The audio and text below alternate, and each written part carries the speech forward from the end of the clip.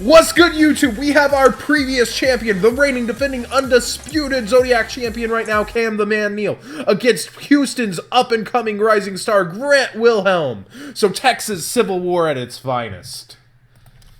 I know that was a lot of hype. Anything to add in there as we start? Sebastian?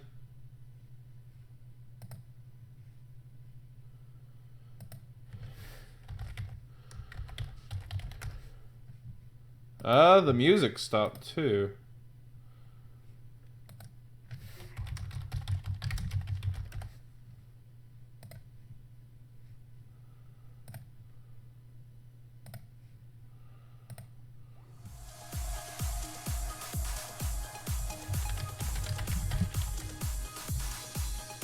Oh, music's back. Yeah, something weird happened. Well, we do have a live recording, and we have to start off with the Draco face-off. Let's go ahead and get it back.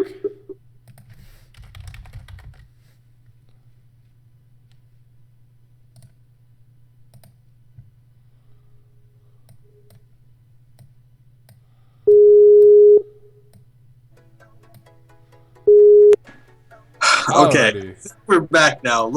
You got so excited, you broke the stream. I guess so. Like, well, a lot's going on here. Lester is sending Sorcerer, so we have Lester Sorcerer. Apparently a lot of Twitch streamers are having similar problems right now. Oh, I mean, solid plays already. He hit the Lester off of the face-off. Had a pendulum sorcerer, popped it. Yeah, Grant's definitely opening pretty ideal here. Now, we haven't even seen a normal summon from him yet. So, like, is he playing a Nebradisc version and he's considering if he wants to pop and then go Nebradisc? Or, like you know, or pop and go Joker? Like, using your normal summon in certain decks has so much... Whoa! There's an eccentric archangel. Wow. So, oops. Oh, never mind. You saw the goo! We weren't supposed to see that just yet.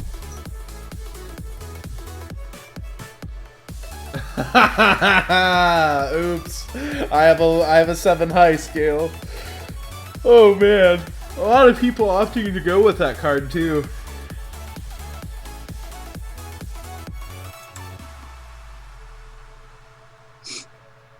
Oh man. Let's see. So that was what, a pendulum summon for 2. Activate wizard effect. Pop both scales. And yeah, normal summon Joker, gets a monkey board, has an almost guaranteed scale for next turn. Oh, just so many resources. Kind of looking like the deck of old. Yeah, he opened pretty good. I'm not gonna lie to you. Face Off is just such a powerful card. Oh yeah. Oh man, I'm looking at the bracket for this round. Blair Hunter fell in battle. That's unfortunate. Oh man, is he X1 now? I don't know. I don't know if he was XO going in. Ooh. I knew he was doing well. I know he won round 3. That's all I know. Blair. Yeah, he's 3-2. He's out. Oh wow. Strike. It's one player down. Yep. You hate to see this kind of thing happen.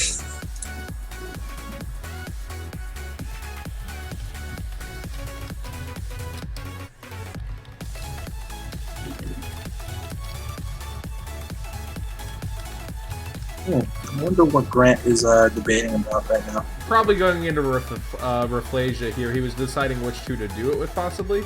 He's leaving Vector odd enough, so he'd probably play some kind of dark variant where the Vector would be better later to have than the Sorcerer coming back, which is odd.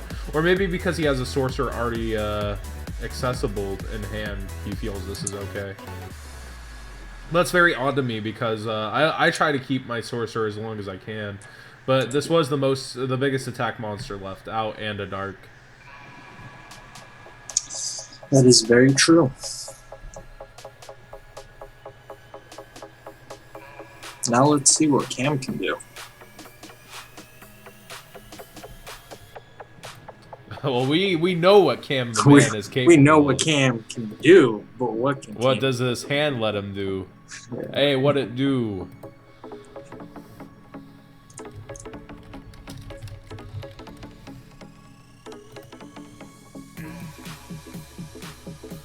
I do not believe there's a sorcerer. I believe he pendulum the sorcerer in extra, so we know there's one in hand, I believe. I think. I could be wrong. And we see painful decision. I have heard a lot of talk about this coming out of Texas. It's kind of the goo that's been under the radar, and Cam's bringing it out here. Wow, we haven't seen this card played for a while now. Yeah, I know there's been a lot of hype over here about it, and I'm surprised it's coming out in a feature. And so, while there is no painful choice, there is a decision, and his simple decision is he's getting that. Cam obviously aims to please. So, a huge thing to note here is, once you see that hit the grave, you kind of know that Double Dinosaur might be a thing. You know that, like, he has access to that in the graveyard, which is pretty scary as well for big fields being built back on you. As you see that shark chasing the Ojamas, that's kind of Cam's plan right now, is to put that kind of pressure on with the game. And of course, not the worst scale to play either.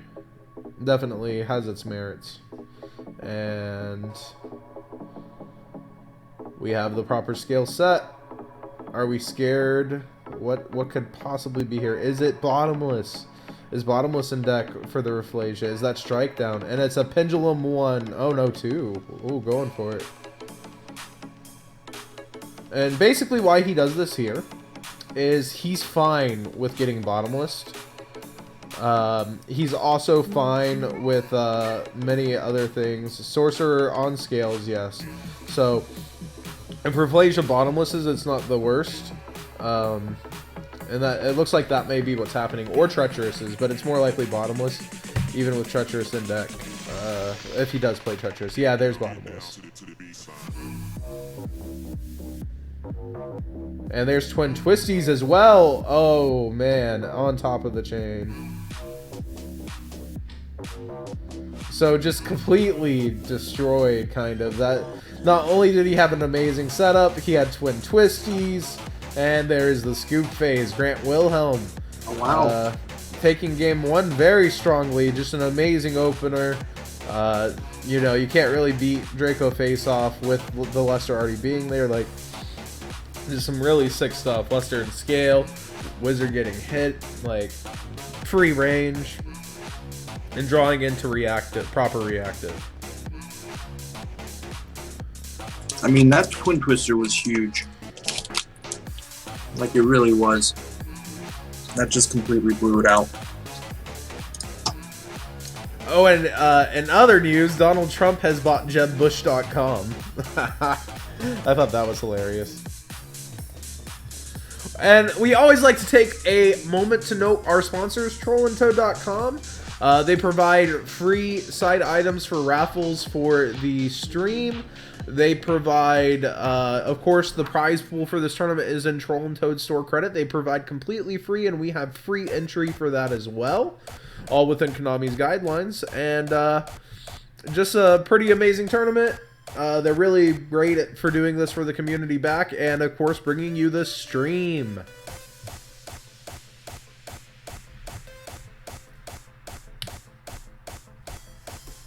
So here we go into game 2. So what do you think some possible siding cards would be? Siding cards are really hard to call because, I mean, it's just, you never know. Oh, it's Cameron Neal versus Grant Wilhelm for feature match. Yeah, Cameron's playing Painful Decision. Yeah, Billy just said they'd probably side Maxis. He didn't even hear you. He answered your question. There you go. Oh, man. But yeah, for my opinion, I side some odd-off stuff that, like, anti-magic arrows, or not anti-magic, my bad, spell-shattering arrow, because it's like a twin twister that you don't have to pitch for. I feel like it gets more mileage than the MST sometimes, and especially in this matchup. And then you do some damage on top of it. That's why I side them. And it's also good against Monarchs. That's why I like siding Spell Shattering myself.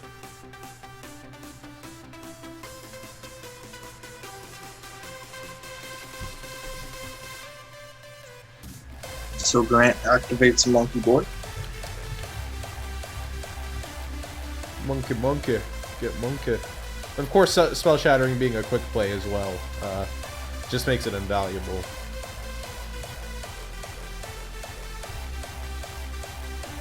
And before Troll and Toad gets bought by Donald Trump. Who knows? I've been over there. You've never met the president of trollandtoad.com. I have. And here's Skullcrobat touching down. So, interestingly enough, that means Cam passed for Grant to go first after that 6 setup the first game. So, likely Twin Twisters, Max C's, a lot of different kind of sides, like, that make this more ideal for him. And, oh man, we see the face-off again. You almost have to assume he's playing 3 and not 2. A lot of people cut down to 2, but it's kind of like that Brilliant Fusion thing where you play the one, you know, the one of, and then you play the face-offs. The face-off gets extra value because of Master. But you only play one Garnet with the Brilliant Fusions, you know, it's kind of a better version of that, in a sense.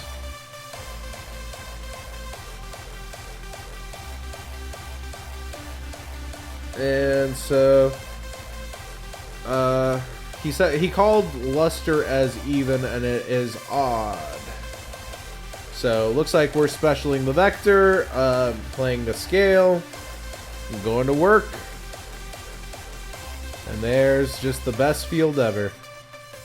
Oh my god, the best field in Yu-Gi-Oh! This Grant's making this deck look like it used to by drawing these face-offs like this. Yo, his openers have really been just pretty good. Like, it really looks like the deck has lost no power. And of course, like last time he got to follow up, it looks like he's going to do that again boldly.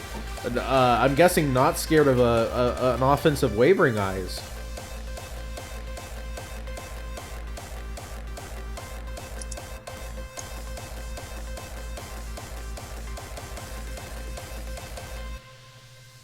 Right now, he's really putting the pressure on our reigning undefending, not undefending. Well, he's kind of undefending right now for game 1, but reigning undisputed defending heavyweight Zodiac champion of the world.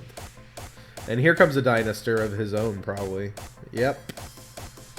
And so this is why he's not scared of the Wavering. And oh my goodness, oh my gracious! Wow. Every single card was playable. Holy Toledo. Cam needs like double twin twisty action and this. I don't even know what can get him out of here. But we're about to find out. I hope those back row are all dead cards, because if they're all alive, that is a scary board. Well, if we see a Denko Seka touchdown here like a sick man, which I doubt it, we could have a game. That would be a pretty sick game.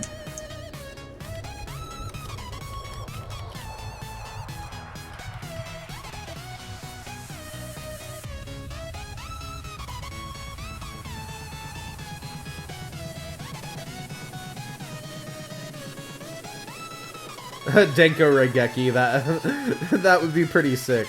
Denko Regeki, Scales, Wavering, like, but obviously no Denko. It would have been thrown down already. And Rescue Rabbit. What? We got rabbits and activation of effect and a steer, right? So Rescue Rabbit is a normal summon gone wrong there.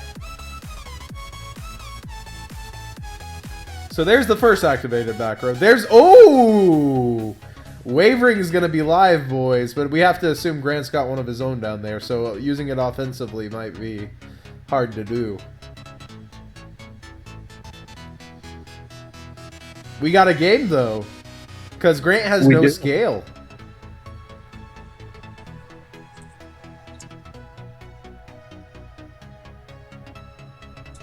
I'm guessing that was one of the side cards that came in some board wipes.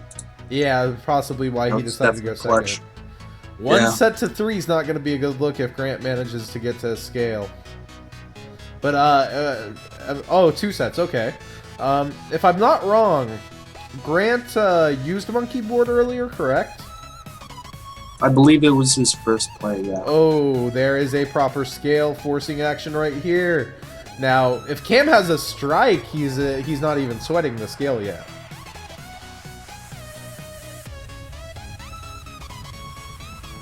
Or potentially bottomless, depending, but like, there is a wizard, I believe. And no, we're just going for 2. So, saving all resources and trying to force properly. Grant's doing a good job there. But now this makes Treacherous a live card. It makes a lot of things a live card.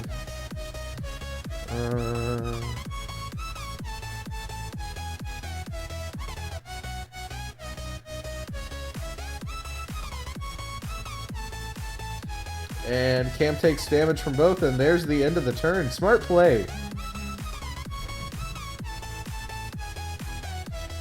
Why are there so many people streaming Yu-Gi-Oh today? We stream every day almost. If you've been around, hit that follow button, by the way, if you're new. But we stream a lot. As you see, we're actually 1 follow away from 1,200. So please, somebody smash that. But we're on a whole lot. These are feature matches for our tournaments. This is our 3rd Troll and Toad Cup, as we call it. The Zodiac Duelist Championship Series as well. And Silver Claw. Woof. And I don't believe... Does he activate? I didn't know he activated. Oh, wow. Interesting. Ooh, And empty. Wow. Just crazy cards from Grant. now, if Cam has an MST, that helps him blow this wide open with that last back row. Unreal? Oh no. Yeah. Yeah, I'm guessing he doesn't have a twin twister. And or an again, MST. looking at these men's DN ratings, 1707 and 1676. This was one of our highest rated match. Really good playback back and forth despite the 2-0ing. And oh, Grant shows he is playing Glow Bulb, so he's playing some Spice and a Raid Raptor. He's showing some Spice on the field right now that we can't even highlight. Malay of Trees, yeah, I'm playing that too. That's kind of cool. There's the goo, everyone. Leaves. Smell you later, Gary Oak style. Wow. Any final words as we wrap up this feature? That was a crazy opener by Grant. Absolutely insane. Both games. Yeah, like that game 2, 4 back row, all live, all good. I mean, blew that game out of the water. Congrats to Grant. Moving on at X1. Just got to fade, what is it, 3 more rounds? 6, 7, and 8 to make our top 8.